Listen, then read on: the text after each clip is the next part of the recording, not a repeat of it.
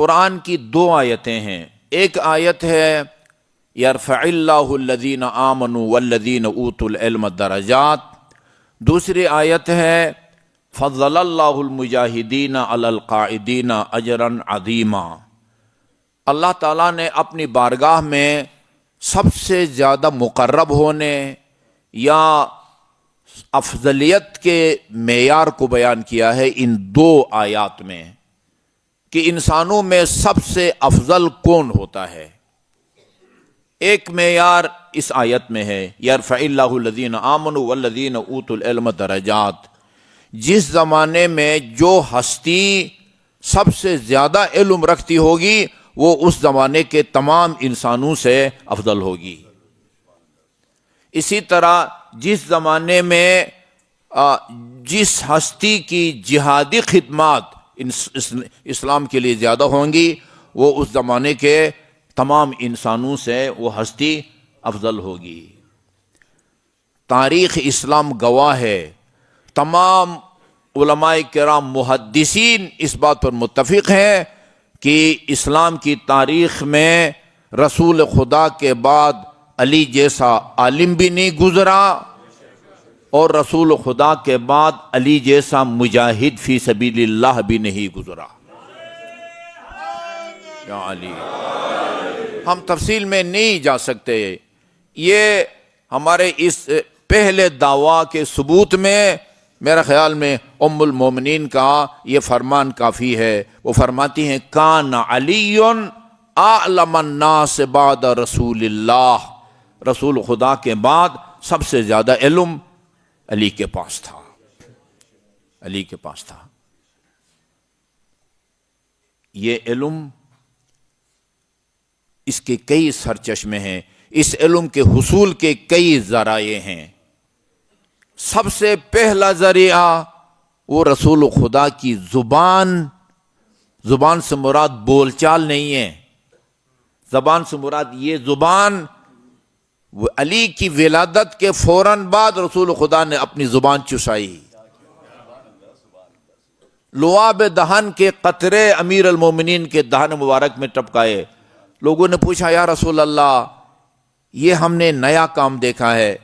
بہت بچے پیدا ہوتے ہیں, کسی بچے کا باپ ماں دادا دادی یا نانا نانی ہم نے ان کو اس طرح کا کام کرتے ہوئے نہیں دیکھا. فرمایا میں نے اپنی لعاب دہن اور زبان کے ذریعے اپنے سینے سے علم اور حکمت کو علی کے سینے میں منتقل کر دیا. علی کے سینے. لہذا ممبر مسجد کوفہ کی ممبر پر عجیب روایت ہے. اہل سنت کی کتابوں میں فرائض السمتین میں ہے مسجد کوفہ کے ممبر پر رونق افروز ہوئے. سر پر رسول خدا کا عمامہ تھا, تلوار بھی رسول خدا کی آویزان کر رکھی تھی, ہاتھ میں انگوٹھی بھی رسول خدا کی بھی تھی اور فرمایا یہاں علم کا ایک موجزن سمندر ہے جی. یہ ھذا لسان رسول اللہ ھذا لعاب رسول اللہ. میرے سینے میں رسول خدا کی زبان اور رسول خدا کے لعاب دہن کی برکتیں موجود ہیں سینے میں. مفتی جعفر حسین خدا جنت نصیب فرمائے اور امیر المومنین کے جوار میں مقام عطا فرمائے. فرماتے ہیں کہ رسول خدا نے علی کی تعلیم کا سلسلہ کب سے کب تک جاری رکھا, کب سے شروع کیا اور کب تک جاری رکھا. فرمایا ادھر علی نے آنکھ کھولی اور رسول خدا نے علی کی تعلیم کا سلسلہ شروع کیا اور کب تک جاری رکھا؟ اس وقت تک جاری رکھا جب تک رسول کی آنکھ بند نہ ہوئی. علی کی ولادت سے لے کر رسول خدا کی وصال تک دن رات امیر المومنین خود فرماتے ہیں. بعض اصحاب نے عرض کیا یا امیر المومنین آپ اصحاب کی تعریف کرتے ہیں, کبھی اپنی تعریف میں بھی کوئی جملہ بولا کریں. فرمایا اپنی تعریف کرتے ہوئے اچھا نہیں لگتا. اس نے بھی بڑی حکمت عملی سے امیر المومنین کو قائل کیا کہ نہیں, اپنے بارے میں بھی اپنی شان میں بھی کوئی جملے بولے جائیں. عرض کیا یہ جو آپ کو جن کمالات سے اللہ تعالیٰ نے نوازا ہے یہ تو خدا کی طرف سے نعمت ہے. علم نعمت ہے, شجاعت نعمت ہے, طاقت نعمت ہے جی. یہ آپ کا غیر معمولی ذہن اور یہ مضبوط دل یہ خدا کی نعمتیں ہیں، اور خدا قرآن میں فرماتا ہے وَأَمَّا بِنِعْمَةِ رَبِّكَ فَحَدِّثْ، خدا نے جو نعمتیں بیان کی ہے ان کو مت چھپاؤ۔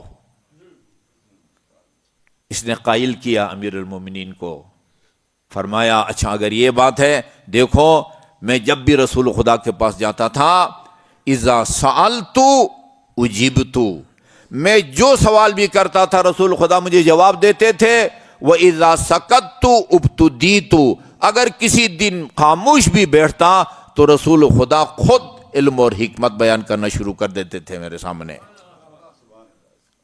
جی اس میں کوئی شک نہیں ہے، وقت آخر بلایا امیر المومنین کو، بلکہ فرمایا میرے محبوب ترین ہستی کو میرے نزدیک بلاؤ۔ وہ باری باری کچھ ہستیوں کو بلایا گیا۔ ام المومنین نے کہا کہ مجھے معلوم ہے کہ رسول خدا کس کو بلانا چاہتے ہیں، وقت ضائع نہ کرو اور علی کو بلاؤ۔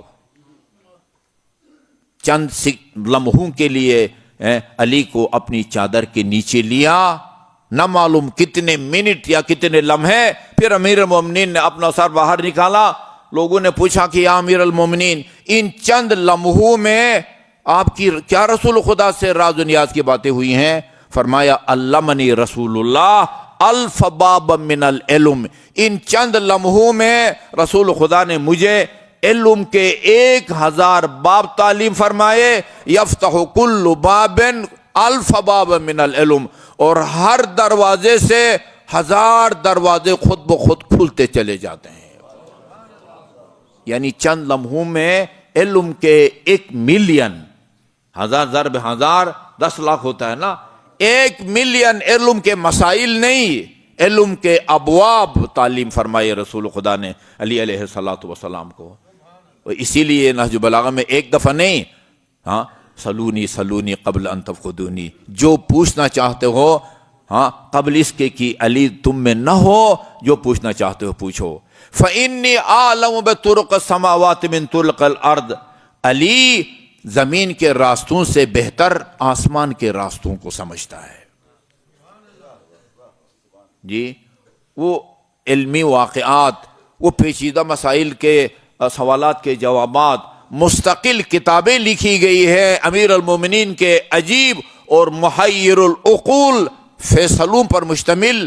یہ سامنے آپ عالمدار محمد علی بک ڈیکو کے پاس بھی جائیں، بھئی امیر المومنین کے فیصلوں کے بارے میں کوئی کتاب دے دیں، یہاں سے بھی شاید آپ کو کتاب مل جائے۔ مستقل کتابیں لکھی گئی ہیں، ان سب کو ہم بیان نہیں کر سکتے، میں نے سرچشمہ بتایا ہے۔